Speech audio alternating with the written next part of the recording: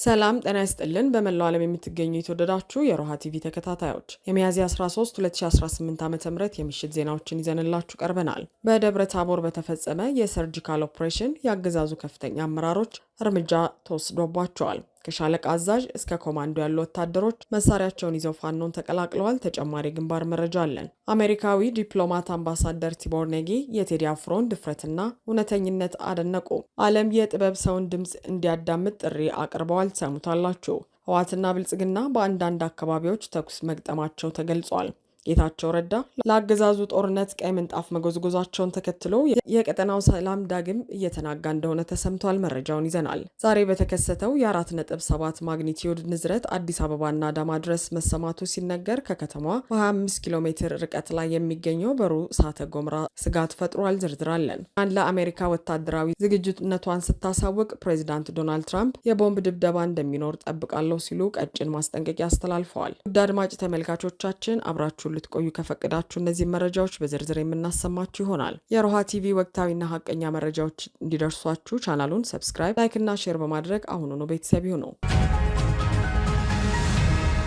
በደብረ ታቦር ከተማ በተፈጸመ መብረቃዊ ኦፕሬሽን ያገዛዙ ከፍተኛ አመራሮች እርምጃ ተወሰደባቸው። ፋኖ በደብረ ታቦር ከተማ በፈጸመውና የሰርጂካል ኦፕሬሽን ወታደራዊ እርምጃ በከተማዋ ሕዝብ ላይ ስቃይና መከራ ሲያደርሱ በነበሩ ያገዛዙ ካድሬዎችና ወታደራዊ አመራሮች ላይ እርምጃ መወሰዱን አስታውቋል። ፋኖ ያገዛዙ ሰራዊት ተቆጣጥሯቸው የነበሩ ገዢ ይዞታዎችን ቀለበት ውስጥ በማስገባት የዞኑን የሚሊሻ አሰልጣኝ የአድማ ብተና አመራሮችንና ሌሎች የጥፋት ኃይሉ አዛዦችን ጨምሮ በርካታ ተላላኪዎች ደምስሷል። የኦፕሬሽን ፋኖ በማንኛውም ሰዓትና ቦታ ያቀደውን ወታደራዊ ግብ መምታት እንደሚችል ዳግም ያረጋገጠ ክስተት ሆኗል። በአሁኑ ወቅት የአገዛዙ ሰራዊት ሞራል ክፉኛ መላሸቁን የሚያሳዩ መረጃዎች እየወጡ ነው። ዛሬ ብቻ ከ14 በላይ የጠላት ኃይል አባላት ቴዎድሮስ እዝ 201ኛ ኮርን ተቀላቅለዋል። የተቀላቀሉት አባላት መካከል የሚሊሻ ሻለቃ አዛዥ 50 አለቃ ደመቀ ጌቴ፣ የሚሊሻ ጽህፈት ቤት ኃላፊ ገርማል ጌትነት እንዲሁም የ25ኛ ክፍለ ጦር የጋንታ መሪና የብሬን ተኳሾች ይገኙበታል። በተጨማሪም በአንጋፋው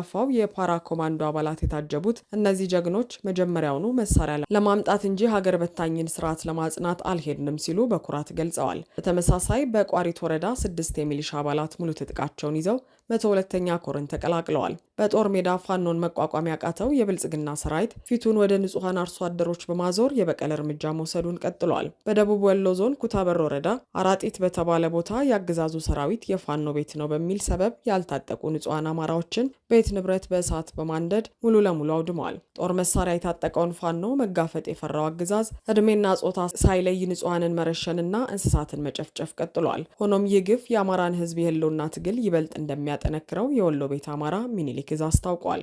ያው እንግዲህ ተመልካቾቻችን ይሄ የምታዩት ክስተት የተከሰተው በደቡብ ወሎ ዞን ኩታበር ወረዳ 018 ቀበሌ ልዩ ስሙ አራጭት በሚባል ቦታ ነው። እንግዲህ የፋኖ ቤተሰብ ነህ በሚል ይሄ የምታዩት ቤት አውድሞታል ማለት ነው። ያገዛዙ ስርዓት እንግዲህ ሰውየውን መያዝና መግጠም ሲያቅተው የፋኖን ክንድ መቋቋም ሲያቅተው እንደ ኩታራና እንደ ግል ቂመኛ የፋኖ ቤተሰብ መኖሪያ ቤት ነው የተባለውን እንግዲህ በዚህ ልክ እንደምታዩት አውድሞታ ላይ ይሄ ድርጅቱ እንግዲህ ከተሸናፊና ከአሮጌ መንግስት የሚጠበቅ ነው። ድርጅቱ ያው ዞሮ ለሰውየውም ሆነ ለእኛ ያበረታናል እንጂ እኛን ወደኋላ የሚያሸማቅቀንና ምንም የሚለን ነገር የለም። ድርጅቱ እጅግ በጣም የሚያሳዝንና አሳፋሪ የሆነ ድርጅት ነው። ይህንን ድርጅት ደግሞ ከተሸናፊ መንግስት የሚጠበቅ ስለሆነ እኛ እንደ አንድ አቺ ነገር ልናየው አንችልም፣ ግን ዓለምን እንዲያውቀው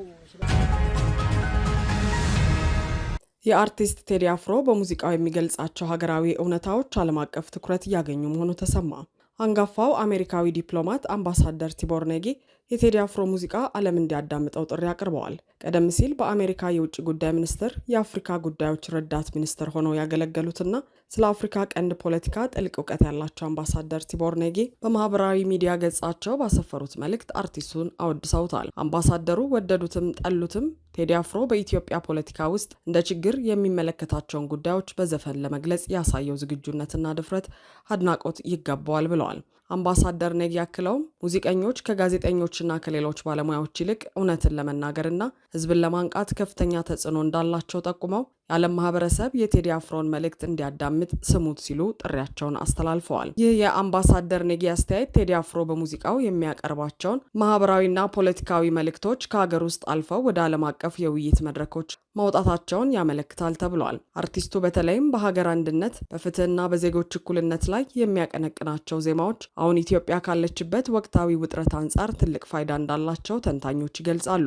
ቴዲ አፍሮ በተደጋጋሚ በአገዛዙ ግፊት ኮንሰርቶቹ ቢሰረዙም በህዝብ ልብ ውስጥ ያለው ተቀባይነትና አሁን ደግሞ በዲፕሎማቶች ደረጃ የተሰጠው እውቅና የጥበብን ድል አድራጊነት ያሳየ ሆኗል። በብልጽግናና በህወሓት መካከል ያለው የቃላት ጦርነት በአንዳንድ አካባቢዎች ወደ ተኩስ ልውውጥ እየተቀየሩ እንደሆነ ተነገረ። ኢትዮጵያ ሌላ የደም መታጠቢያ ውስጥ ልትገባ የምታደርገው ጉዞ ፍጥነቱን ጨምሯል። በ4 ኪሎ ቤተ መንግስት ሲጎነጎን የነበረው የጦርነት ሴራ አሁን ወደ መሬት ወርዶ በተኩስ መታጀብ መጀመሩን የሚጠቁሙ እጅግ አሳሳቢ መረጃዎች እየደረሱን ነው። በትግራይ ኃይሎችና በፌዴራል መንግስቱ ወታደሮች መካከል ያለው ፍጥጫ ወደ ግጭት ተቀይሯል። በአንዳንድ አዋሳኝ ቦታዎችም ተኩስ መሰማት ጀምሯል። ከስፍራው የሚወጡ ትኩስ መረጃዎች እንደሚያመለክቱት በተለይም በስትራቴጂካዊቷ የበርጌሌ ግንባርና በአንዳንድ የአፋር አዋሳኝ አካባቢዎች ለሰዓታት የቆየ ተኩስ ልውውጥ መደረጉ ተረጋግጧል። እነዚህ አካባቢዎች ለወራት የአገዛዙ ጦርና ከባድ መሳሪያዎች ሲከማቹባቸው የነበሩ እንዲሁም የድሮን ማረፊያዎች በቅርበት የሚገኙባቸው ስፍራዎች መሆናቸው ይታወሳል። የአደገኛ ግጭት የተቀሰቀሰው አቶ ጌታቸው ረዳ የሰላም ስምምነቱ በህወሓት ተጥሷል፣ ዓለም አቀፉ ማህበረሰብም እርምጃ ይውሰድ በሚል ለአገዛዙ የጦርነት ቀይ ምንጣፍ ከጎዘጎዙ ጥቂት ሰዓታት በኋላ መሆኑ ጉዳዩ በከፍተኛ ጥንቃቄ የታቀደ መሆኑን ያሳያል። አቶ ጌታቸው በአብይ አህመድ ጥላ ስር ሆነው የሰጡት መግለጫ አገዛዙ በአፋር በኩል ያከማቸውን ግዙፍ ጦር ወደ ትግራይ ለማንቀሳቀስ የፈለገውን ህጋዊ ሰበብ በሚገባ አሟልቶለታል። አቶ ጌታቸው የራሳቸውን የፖለቲካ ህይወት ለማዳንና በክልሉ ውስጥ እያጡ የመጡትን ስልጣን ለማስጠበቅ ሲሉ ገና ከጦርነት አዙሪት ያልወጣውን የትግራይን ህዝብ ለዳግም እልቂት አሳልፈው መስጠታቸው በብዙዎች ዘንድ ታሪካዊ ክህደት ተብሎ እየተፈረጀ ይገኛል። በትግራይ ሰማይ ላይ የድሮንና የጦር ጀቶች ስጋት እያንዣበበ ባለበት በዚህ ወቅት በርካታ ዜጎች ሌላ ዙር ጭፍጨፋን በመፍራት ቀያቸውን እየለቀቁ ወደ ተለያዩ አቅጣጫዎች በመሰደድ ላይ ይገኛሉ። በተለይም በአዋሳኝ አካባቢዎች የሚገኙ ነዋሪዎች ንብረታቸውን ጥለው ደህንነቱ የተሻለ ወደሚባሉ አካባቢዎች እየፈለሱ ሲሆን፣ አገዛዙ ግን ይህንን የህዝብ ስቃይ ወደ ጎን በመተው ወታደራዊ ጡንቻውን ለማሳየት እየተንቀሳቀሰ ይገኛል።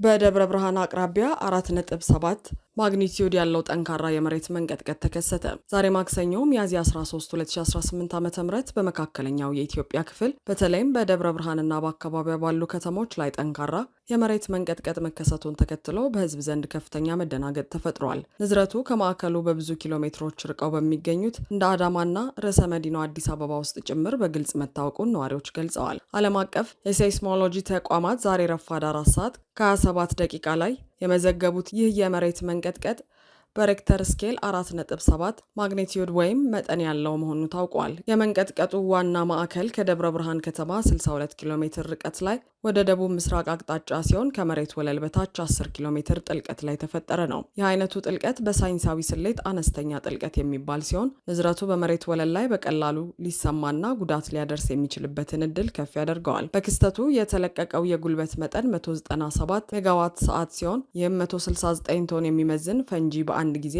ሲፈነዳ ከሚፈጥረው ኃይል ጋር እኩል ነው። ይህም አሃዝ ዛሬ የተከሰተው ንዝረት ምን ያህል ጠንካራ እንደነበር በግልጽ ያሳያል። ከሁሉ በላይ ስጋቱን ከፍ ያደረገው መረጃ የመሬት መንቀጥቀጥ ከተፈጠረበት ዋና ማዕከል 25 ኪሎ ሜትር ርቀት ላይ በሩ የተሰኘ እሳተ ገሞራ መኖሩ ነው። ይህም ቀጠናው ከሴስሚክ እንቅስቃሴ ጋር ተያይዞ ንቁ መሆኑን የሚያሳይ ሲሆን የመሬት መንቀጥቀጡ ከእሳተ ገሞራው እንቅስቃሴ ጋር ግንኙነት ይኖሩ አይኖረው ወደፊት በሚደረጉ ጥናቶች የሚታወቅ ይሆናል ተብሏል። ምንም እንኳን እስካሁን ድረስ በአካባቢው ሕዝብ ላይ የደረሰ ይፋዊ የህይወት ወይም የንብረት ጉዳት ሪፖርት ባይመዘገብም በመነሻ ማዕከሉ አቅራቢያ ያሉ አነስተኛ የገጠር መንደሮች ከፍተኛ ንዝረት አስተናግደዋል።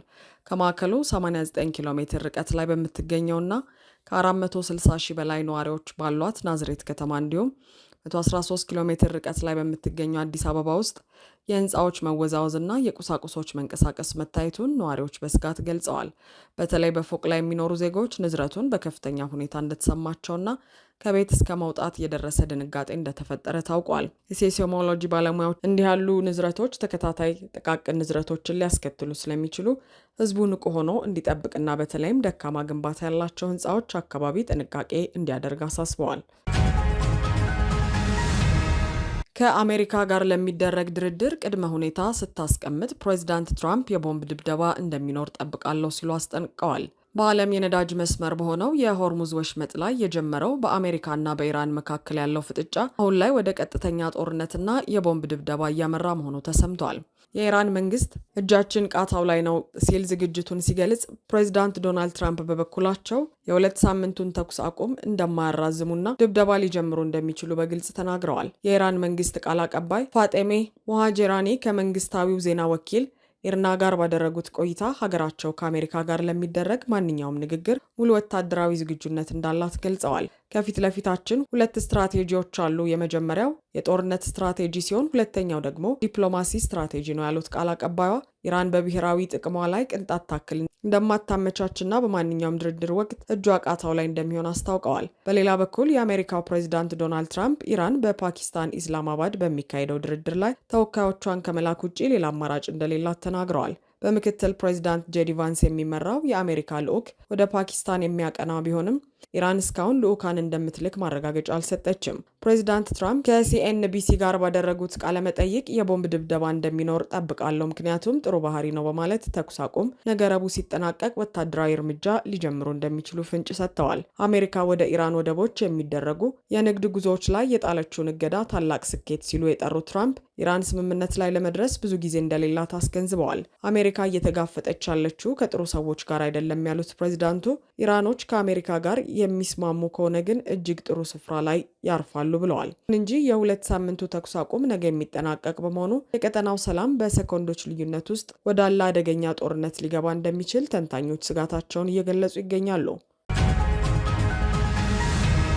አድማጭ ተመልካቾቻችን የሰዓቱ የሮሃ ቲቪ ዜናዎች የተከታተላችኋቸውን ይመስሉ ነበር። አብራችሁን ስለነበራችሁ ከልብ እናመሰግናለን። ሰላም።